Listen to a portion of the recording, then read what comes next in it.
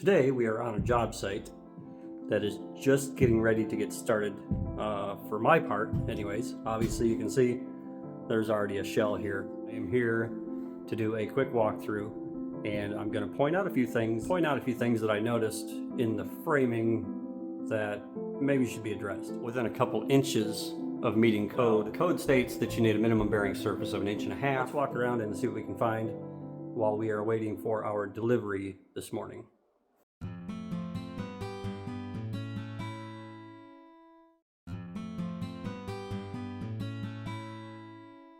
Hey folks, Dusty here. Today we are on a job site that is just getting ready to get started, for my part anyways. Obviously you can see there's already a shell here. Today I am here to do a quick walkthrough, and I'm going to point out a few things that I noticed in the framing that maybe should be addressed. So I spoke to the customers about this, and they agreed with me that we should do a few things before we get really started. So let's walk around and see what we can find while we are waiting for our delivery this morning. Let me turn this camera around here. So this cabin is framed in what's called a balloon frame method. Now it's not quite a balloon frame the way it's meant to be done, but basically what you have is the exterior wall studs go up all the way to what normally would be the top plate. These are 10-foot studs here, but this ceiling for this second story loft is set at 8 feet. So there you can kind of get an idea. The framing goes up beyond the second floor.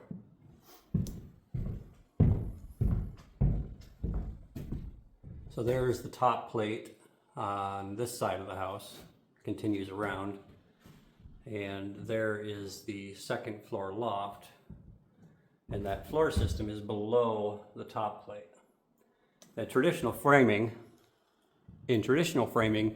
they build the wall, put the top plate on, and then set the floor system on top of that top plate for the next story. In balloon framing, they run the studs up beyond the floor and then attach the floor joist system to the studs. And I'll show a couple pictures here of how this is typically done. Now in this instance, the framers put in a rim plate, a rim joist, and face nailed it into the wall studs.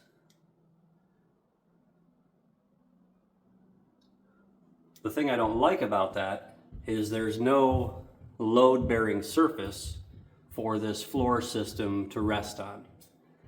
They've got several nails in each one of these wall studs that are 2x6s. They're 24 inch on center, but there's no place for this joist system to rest on, which means that the entire weight of the floor system and everything on the second floor rests entirely on the shear strength of these nails here.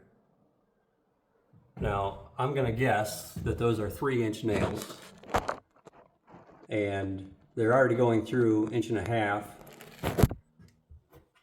for this rim joist. So that means that each one of these nails penetrates the studs maybe 1.5 inches at best.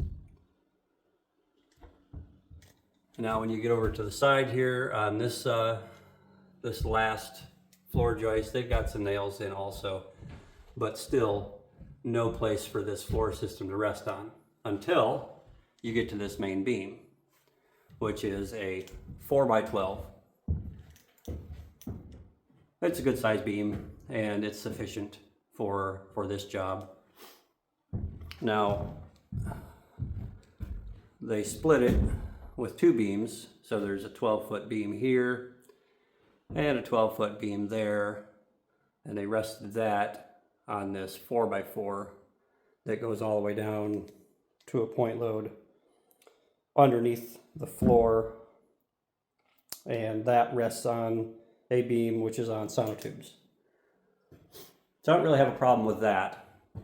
But I don't like, as I said, that there's no bearing point along this wall here. Now, code states that you need a minimum bearing surface of 1.5 inches for each one of these joists to rest on. They have hangers, which give us a minimum bearing surface of 1.5 inches, but that doesn't change the fact that there's no bearing surface for this rim joist to sit on. Like I said, typically these joists line up next to the stud and they are nailed to the side of the stud. So you get good surface contact there. Again, that just relies on the shear strength of the nails, but you get good contact surface for each one of these joists to a wall stud. Now normally, back when balloon framing was common practice, they would install what's called a ribbon, which is a 1x4 or a 1x6 that's actually notched into the wall studs that positively carries the weight of those joists all the way across.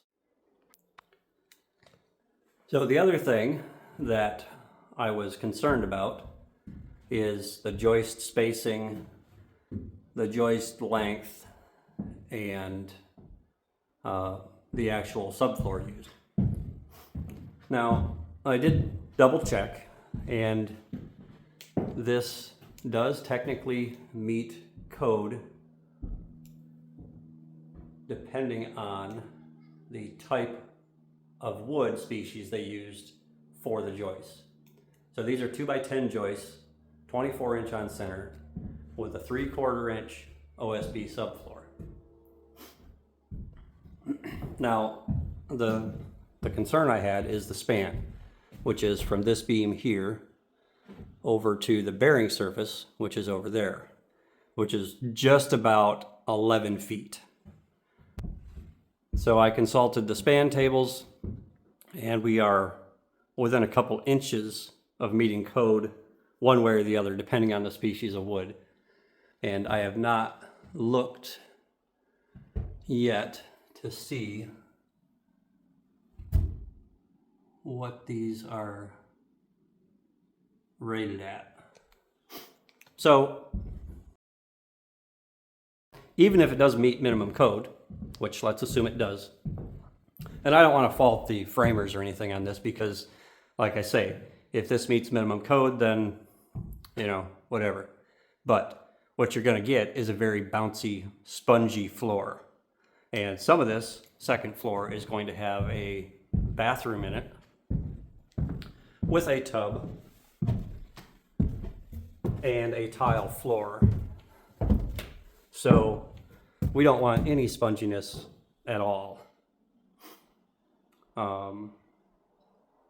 in our floor, because that's just going to weaken over time and be a nuisance if nothing else, even if the tile doesn't crack. Here you can see the top of the framing here, and you can see, well, there's a window down there.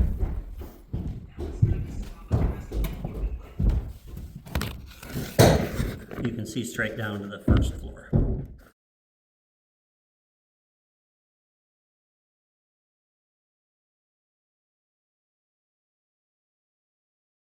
We are back at the job site that I was talking about the framing at yesterday. I stopped recording because one of our deliveries showed up. And then after that, the second one showed up, and it was pretty well hectic and crazy after that. We got a whole stack of windows right there. And we got not one, not two, but 3 stacks of drywall. We got those brought in yesterday. There's also a whole slew of other materials, framing materials and electrical materials and plumbing materials and stuff that we have here on site. So yesterday kind of got away from me.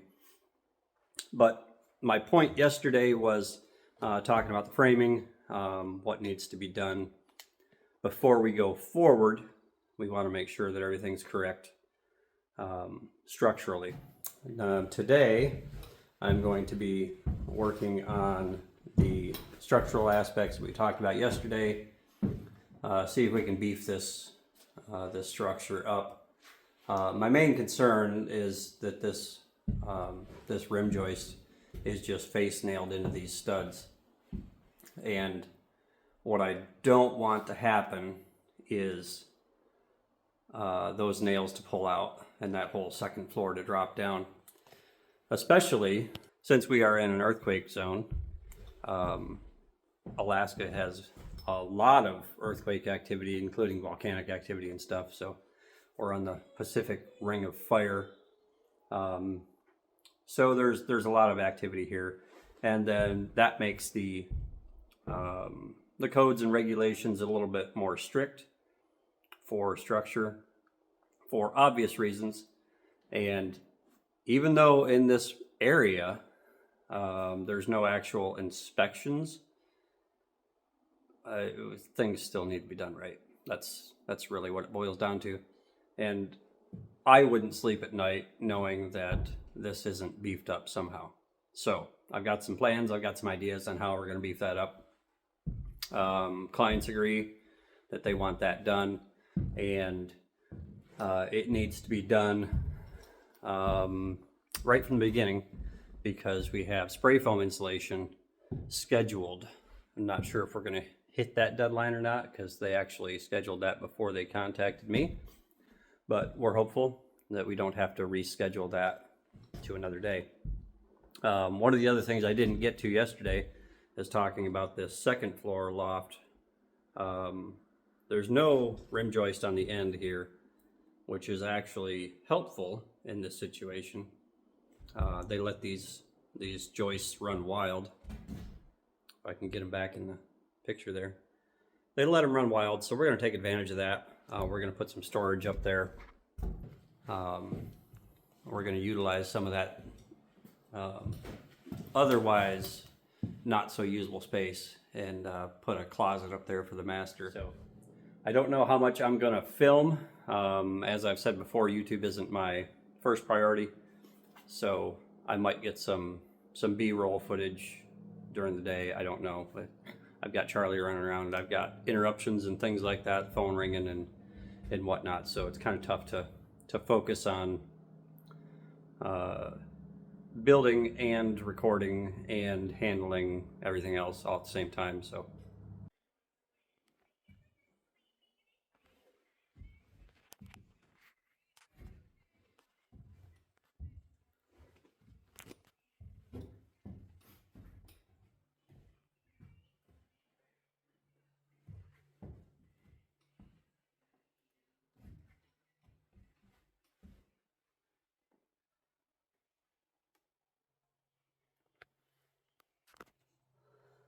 I ended up doubling all the joists for the second floor.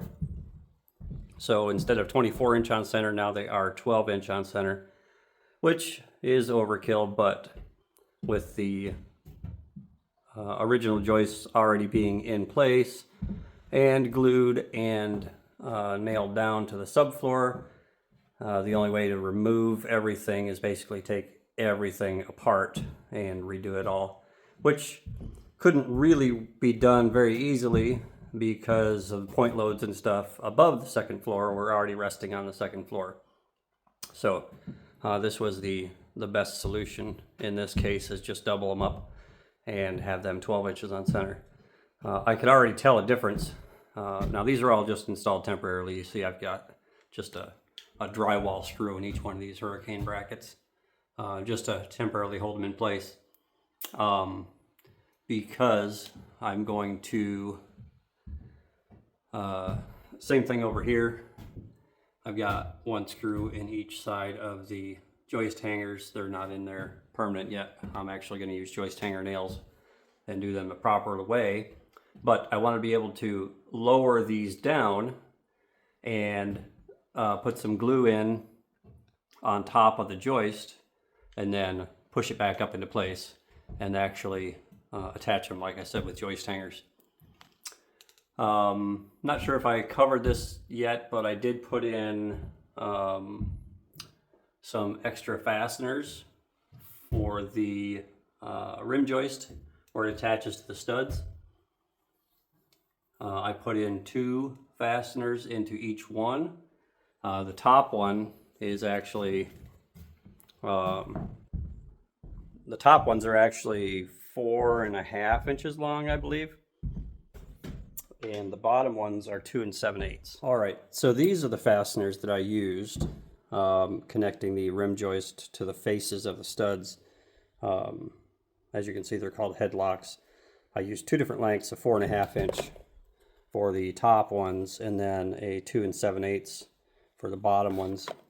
And the reason I used 2 different lengths was because I didn't want to split the 2x6s. Because they were going in like this. That's essentially how they go in. And if I put 2 of these, 6 inches apart, the chances of splitting that 2x6 increase dramatically, and then they wouldn't be holding anything. So I used the 4.5 inch up high and the 2 7/8 down low. Now the 2 7/8 only gives us about 1.5 inches, 1 3/8 of attachment point. So as you can see, I've got 2 in each of those going all the way across there. They went in super nice. They're very good, high quality screws. I've used them before on several other projects. So those are installed and everything looks good there. Like I said, I'm still going to drop that end of those joists down and glue and then reattach them. And then on this end here, where they sit on this beam, I'm going to install all the hurricane brackets with proper joist hanger nails. And I'm going to install the hurricane brackets on all the joists, even the joists that were here before. So that'll definitely make it stronger. And I actually was working down here under the loft area, and Charlie was upstairs being all of 45 pounds running around, and I could see the joists moving up and down as he was running around upstairs. So this should definitely help by doubling up these joists. The other part I did is I installed the rim joist here on where the master closet area is going. I've got to extend some of those joists also. I'm going to sister some up and double them up. This one here in particular, I'm going to double up all the way back 12 full feet. And then here where it steps back, I added the rim joist on there, and I've got a couple of short ones installed. We have more materials on the way for this week, so I have to make room for those. I don't know where all that's going to go. Insulation got pushed back a week, thankfully. There's just too much that needs to be done before they can spray foam. But we have to work with their schedule. So hopefully everything will coincide there. So I'm going to get to work, and hopefully we don't have any other issues. I've already lost about a day of work because I had the first deliveries come in, and then I had to unload those guys and get everything inside, and then unpack things and go through the order, make sure everything was there. And then the whole lumber stack that was outside, I actually went through and stacked them based on the lumber size, and got those restacked and out of the way because they were put right where the electric trench is going to be for our electric supply coming in. So those had to be moved. So I ended up with about a day of, I wouldn't say wasted, but ended up with about a day of work doing that where I wasn't actually making physical progress here on the cabin itself. So, and then I'm going to lose another probably at least half a day come this week with these deliveries.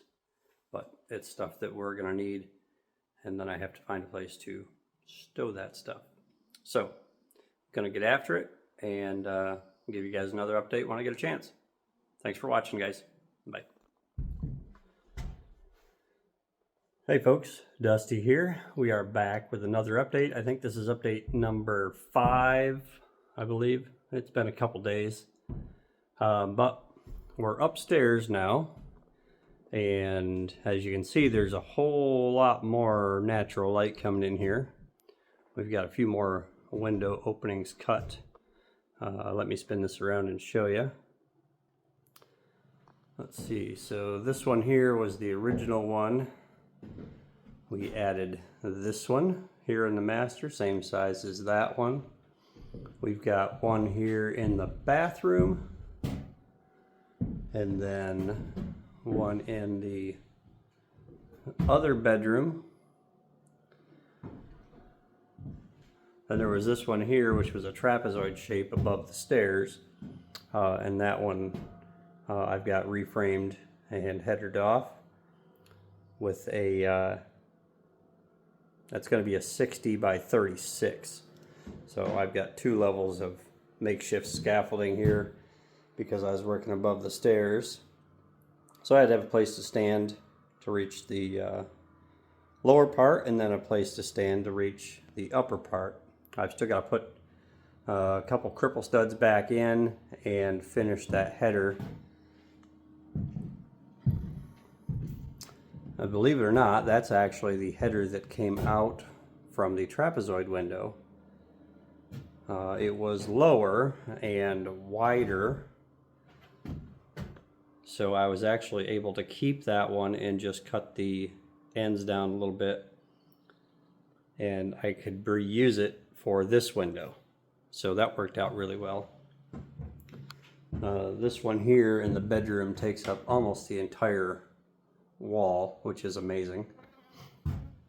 And then just it's a 36 by 24 in the bathroom. So those should let in a lot of good natural light. It's about 9 o'clock in the morning here, and you can see it's just streaming in behind me. And this is actually the north side. It's getting that much sunlight.